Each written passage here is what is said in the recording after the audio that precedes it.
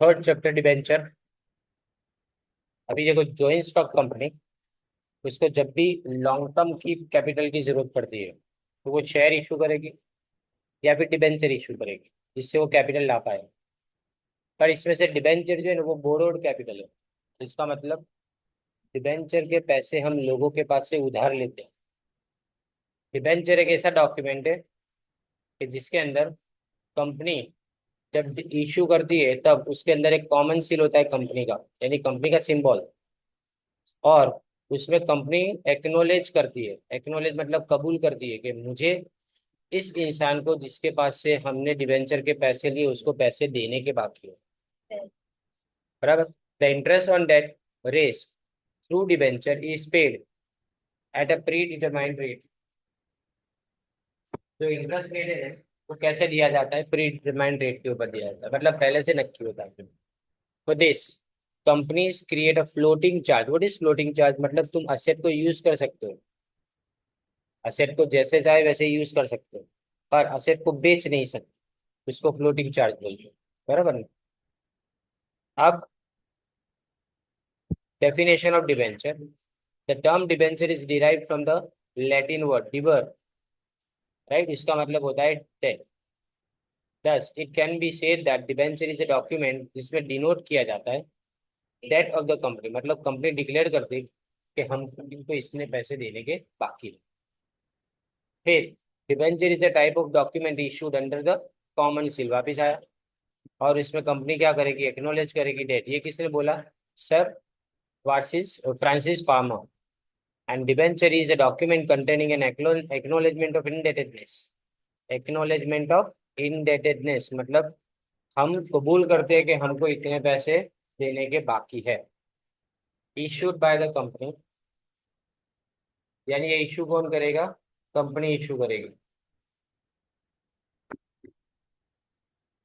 Under a common seal and giving an undertaking to repay the debt. और undertaking मतलब कबूल करेंगे हम कि हम हमारी डेट को क्लियर करेंगे। वो भी कैसे? एट द स्पेसिफाई रेट और at the option of the company and in the mean time to pay the interest. और जब तक पूरा नहीं होगा ना डेट, तब तक हम उसको क्या करेंगे? इंटरेस्ट पे करेंगे। बराबर। और eight interval stated in debentures. Debenture is a document issued under the common seal of the company. Debenture को कैसे इशू किया जाता है? कॉमन सील में। इसमें डेट एक्नोलेज किया जाता है, वापस वही चीज आ रही है। और जब तक प्रिंसिपल अमाउंट पे नहीं किया जाएगा तब तक इंटरेस्ट पे करना पड़ेगा, राइट? और वो भी कैसे? अंडर द कॉन्ट्रैक्ट, जैसे कॉन्ट्रैक्ट में लिखा है वैसे। प्रिंसिपल यानी मेन अमाउंट जो तुमने सामने वाले से लिया है वो, right? And charge is created on the asset of the company. Charge मतलब कंपनी के ऊपर बोझ क्रिएट किया जाता है। बोझ का मतलब ये हुआ कि कंपनी ने एक्नोलेज करेगी कि जब तक तुम्हारा डेट क्लियर नहीं होता तब तक हम ये असेट को बेचेंगे नहीं। और अगर इनकेस बेचना भी हो ना तो उनको ही पैसे मिलेंगे। कंपनी बंद हो जाए और असेट बेचने की नौबत आए ना तो भी पैसे किसको मिलेंगे? डिबेंचर होल्डर को मिलेंगे। डिबेंचर होल्डर कंपनी ने नाम।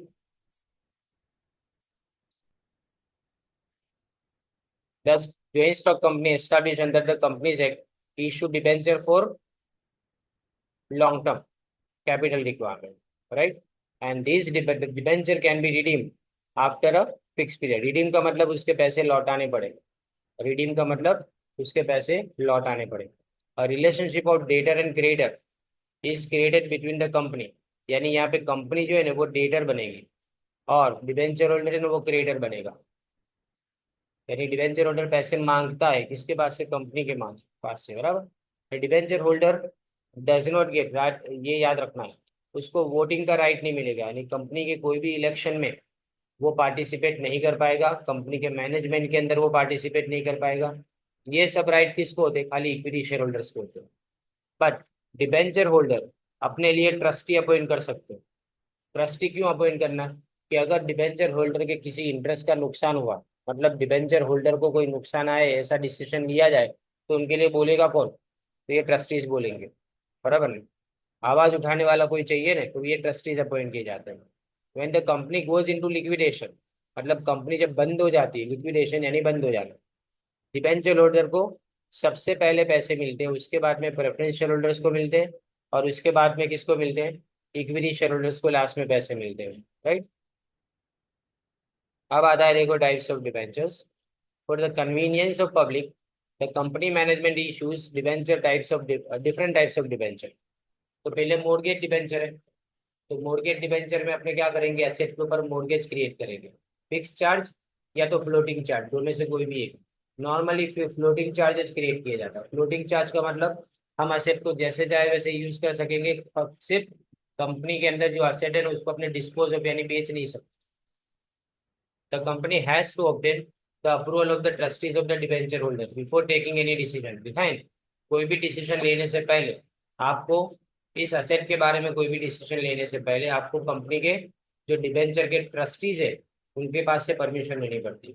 लेकिन लिक्विडेशन जब होता है, यानी कंपनी जब बंद हो जाएगी, तो ये असेट बेचने के बाद सबसे पहले पैसे किसको मिलेंगे, डिबेंचर होल्डर्स को पैसे मिलेंगे। ठीक है? अब दूसरा है फुल्ली कन्वर्टिबल डिबेंचर। ये जो फुल्ली कन्वर्टिबल डिबेंचर है उसको after a specified time period हम उसको इक्विटी शेयर में कन्वर्ट कर देंगे। यानी इसके पास दो ऑप्शन होता है। पहली बात तो या तो पैसे ले लो, यानी रिडीम द डिबेंचर्स मतलब पैसे ले लो, या फिर उसको इक्विटी शेयर में कन्वर्ट कर दो। राइट, उतने ही अमाउंट से इक्विटी शेयर में कन्वर्ट कर दो। अगर डिबेंचर होल्डर चाहते हैं कि फुल्ली कन्वर्टिबल डिबेंचर्स वो लें, तो उसके बाद में जब भी रिडेम्पशन का टाइम आएगा यानी पैसे वापस लेने का टाइम आएगा तो वो क्रेडिटर नहीं बनेंगे। अब क्रेडिटर थे पहले, अब तक क्रेडिटर थे, लेकिन अब क्या बन जाएंगे, वो ऑनर बन जाएंगे। उसके पास राइट मिल जाएगा। किसका राइट मिल जाएगा, इक्विटी शेयर होल्डर के सारे राइट्स उसको मिल जाएंगे। यानी पहले वो क्रेडिटर थे लेकिन अब क्या बन गए, ऑनर बन गए। अब पार्टली कन्वर्टिबल डिबेंचर्स का मतलब उसको दो हिस्सों में डिवाइड किया जाता है। कुछ पैसे अपने क्या करेंगे, कन्वर्ट कर देंगे इक्विटी शेयर में, और कुछ को नॉन कन्वर्टेबल यानी मतलब उसके पैसे दे देंगे। यानी एक पोर्शन जैसे कि 60-40 का रेशो, तो 60% के पैसे दे देंगे और 40% को इक्विटी शेयर में कन्वर्ट कर देंगे। यानी पार्टली पेड।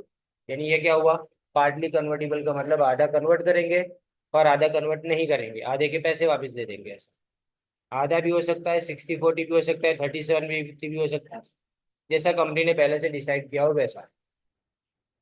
जबकि जब नॉन कन्वर्टिबल डिवेंचर है ना, उसको इक्विटी में कन्वर्ट नहीं किया जाता, उसके तो खाली सिर्फ और सिर्फ मनी बैक मिलते हैं, यानी पैसे जो वापिस मिलते हैं after a specified time period, उसके पैसे खाली वापस मिल जाएंगे। अदरवाइज दूसरा कुछ हो नहीं पाएगा इसके अंदर।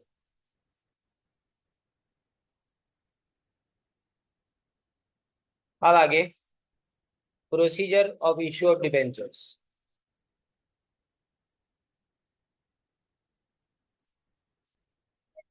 Now, there are specific provisions in the Companies Act for the issue of debentures. It is necessary to comply. Comply मतलब उसको पालन करना जरूरी है। ये जितने भी रूल्स है ना, जितने भी स्टेप्स है, प्रोविजंस है, उसको पालना जरूरी है। मतलब उसको फॉलो करना चाहिए आपको। अगर इसमें से एक को भी अगर फॉलो नहीं करते रहोगे, with all these provisions at the time of issuing debentures, if any of these provisions है ना is not complied with, then the company or concerned officer of the company is liable for punishment।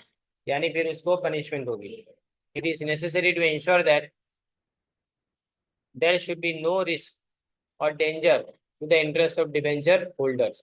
यानी debenture holder को कोई भी नुकसान नहीं होना चाहिए। The procedure for the issue of debenture is as under. अब ये पूरा प्रोसीजर है।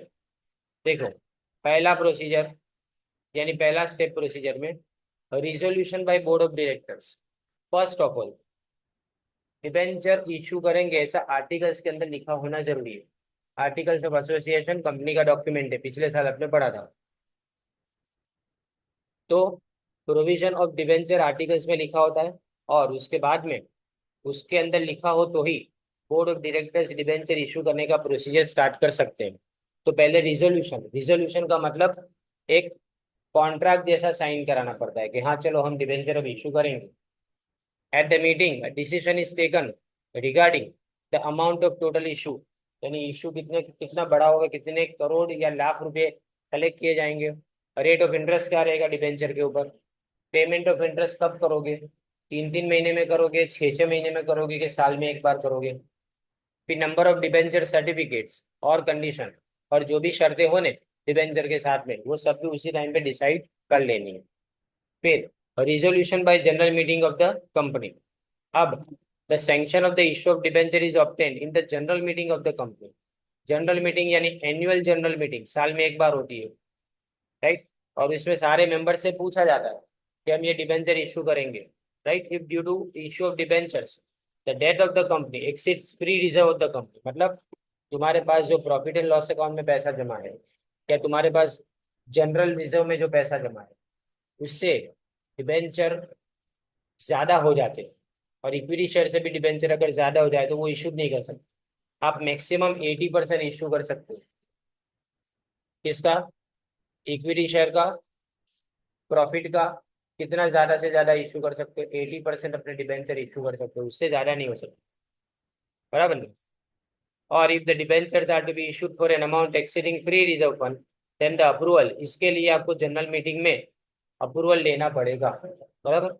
अब permission of SEBI, security and exchange board of India से परमिशन लेनी पड़ती है कि हमने सारी गाइडलाइंस को जो सेबी की उसको माना है, और उसके बाद में हमने इसको डिबेंचर इशू करने का प्रोसेस स्टार्ट किया है। फिर हम डिबेंचर के लिए प्रोस्पेक्टस इशू करेंगे। प्रोस्पेक्टस यानी ऐसा डॉक्यूमेंट है जिसके अंदर कंपनी के सही और गलत दोनों भाग के बारे में बराबर से लिखा गया है, दोनों हिस्सों के बारे में बराबर से लिखा गया है। यानी सामने वाले को ऐसे कांच की तरह से पता चल जाएगा कि कंपनी के अंदर क्या है। तो पब्लिक लिमिटेड कंपनी को, जनरल पब्लिक को अगर इनवाइट करना हो तो उसको प्रोस्पेक्टस इशू करना पड़ेगा, राइट। इन्वेस्टर इसी प्रोस्पेक्टस को स्टडी करेंगे और उसके बाद में डिसीजन लेंगे कि उनको डिबेंचर परचेज करना है कि नहीं करना है। फिर appointment of trustees for debentures in order to safeguard interest of debentures. अब देखो, डिबेंचर के इंटरेस्ट, डिबेंचर होल्डर्स के इंटरेस्ट को सेफगार्ड करना मतलब क्या? कि डिबेंचर को कंपनी के किसी भी डिसीजन से नुकसान ना होने, उसको देखने की जिम्मेदारी ये ट्रस्टीज की होती है। तो इसलिए हम डिबेंचर के लिए ट्रस्ट डीड बनाएंगे, डिबेंचर के ट्रस्टीज के लिए ट्रस्ट डीड बनाएंगे। ट्रस्ट डीड मतलब कॉन्ट्रैक्ट बनाएंगे, और वो भी ट्रस्ट एक्ट के अंदर। The trustees of debentures are appointed in the company, तो कंपनी के अंदर होते हैं, कंपनी के होते हैं। अब agreement with underwriters, underwriters वो लोग हैं कि जो आपको गारंटी देते हैं कि आपके डिबेंचर अगर किसी ने नहीं खरीदे तो हम खरीद लेंगे। ये गारंटी क्या देते हैं कि आपने डिबेंचर मार्केट में इशू किए, क्या गारंटी कि हमारे डिबेंचर सबके सब बिक जाएंगे? तो गारंटी तो नहीं होती। तो अगर ये डिबेंचर नहीं बिकेंगे तो हमको तो जो चाहिए वो पैसा ही नहीं मिलेगा। तो इसलिए हम इनके साथ कॉन्ट्रैक्ट करते हैं, अंडर राइटर्स के साथ ही। अंडर राइटर्स कौन होते हैं? कोई फाइनेंशियल इंस्टीट्यूशन या तो बैंक जैसी बड़ी इंस्टीट्यूशन होती है, और वो हमारे साथ ये कॉन्ट्रैक्ट करती है कि जो भी अगर डिबेंचर बाकी रह जाएंगे, किसी ने नहीं खरीदे, तो उसको हम खरीद लेंगे, पर उसके लिए वो तगड़ा कमीशन लेते हैं। कमीशन 2.5% होता है इशू प्राइस का। डिबेंचर में 2.5% से ज्यादा का कमीशन अलाउड नहीं है। इक्विटी शेयर में 5% से ज्यादा का कमीशन अलाउड नहीं है। पर वो है ना, टोटल अमाउंट पे लेते हैं, जितना उन्होंने खरीदा उतने के ऊपर नहीं, जितना टोटल इशू है ना, जिसकी गारंटी उन्होंने दी है ना, उसके ऊपर कमीशन लेते हैं, समझे। फिर to open an account with schedule bank. अब लोग डिबेंचर के पैसे देंगे तो पैसे जाएंगे कहाँ पे? तो किसी भी शेड्यूल बैंक में कंपनी को अकाउंट ओपन करवाना है, और जितने भी पैसे डिबेंचर्स के आते हैं ना वो सारे उसी अकाउंट में डिपॉजिट होंगे।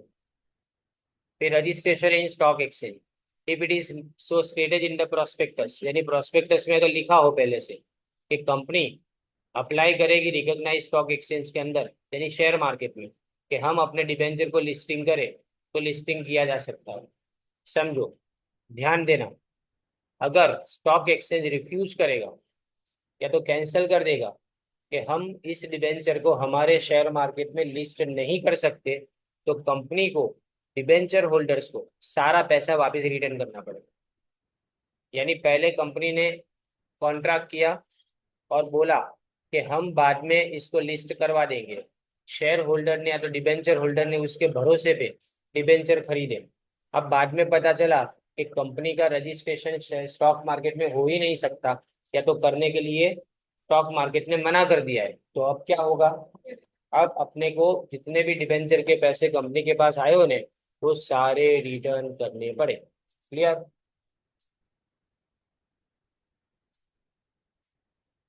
फिर इसके बाद to prepare allotment register for the debentures after the closure of subscription as specified in the prospectus, the company secretary has to prepare a register on the basis of application received.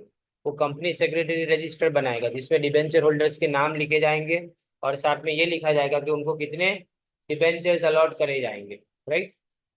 After deciding the allotment of debentures, the process of remittance of debenture certificate is commence. अब क्या करेंगे, अपने certificate बनाना शुरू करेंगे और debenture holders को provide करना शुरू करेंगे। अब आता है डिबेंचर सब्सक्रिप्शन सर्टिफिकेट, यानी अगर सब्सक्रिप्शन ऑफ द डिबेंचर हम is to be made through part payment of debenture money, मतलब 100 रुपए का डिबेंचर हो ने तो हमने अभी 50 रुपए मंगवाया, बाकी के 50 भी मंगवाएंगे, उसको पार्ट पेमेंट बोलते हैं। आधा पेमेंट किया हो या तो कम पेमेंट किया हो, then after receiving the full amount, जब तक फुल अमाउंट रिसीव नहीं होता तब तक सर्टिफिकेट दिया नहीं जाएगा, पूरे अमाउंट के बाद सर्टिफिकेट दिया जाएगा, राइट। और वो भी according to the provisions of the company act ये शेयर होल्डर्स तक पहुंचाया जाएगा, राइट। याद ये रखना है कि ये शेयर होल्डर्स तक पहुंचाना कंपनी की जिम्मेदारी है, ठीक है। तो यहाँ तक अभी आज अपने कंप्लीट करते हैं।